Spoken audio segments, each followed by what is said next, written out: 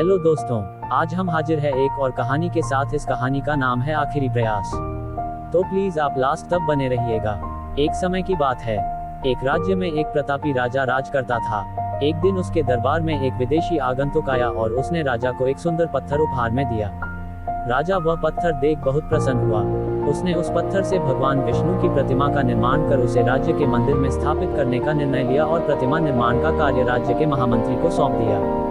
महामंत्री गांव के सर्वश्रेष्ठ मूर्तिकार के पास गया और उसे वह पत्थर देते हुए बोला, महाराज मंदिर में भगवान विष्णु की प्रतिमा स्थापित करना चाहते हैं। 7 दिवस के भीतर इस पत्थर से भगवान विष्णु की प्रतिमा तैयार कर राजमहल पहुंचा देना।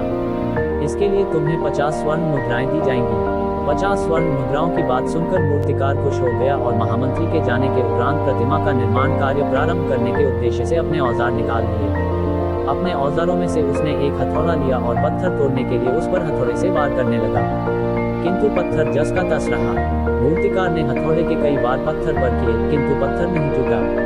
50 बार प्रयास करने के उपरांत मूर्तिकार ने अंतिम बार प्रयास करने के उद्देश्य से हथौड़ा उठाया, किंतु ये सोचकर हथौड़े पर प्रहार करने के पूर्व ही उसने हाथ खींच लिया कि जब 50 बार वार करने से पत्थर नहीं टूटा तो अब क्या टूटेगा।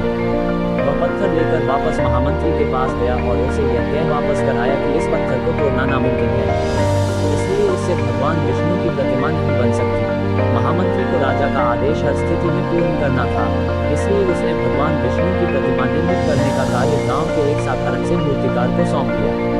पत्थर लेकर मूर्तिकार ने महामंत्री के सामने ही उस पर हथौड़े से प्रहार किया और वह पत्थर एक बार में ही टूट गया। पत्थर टूटने के बाद मूर्तिकार प्रतिमा बनाने में जुट गया।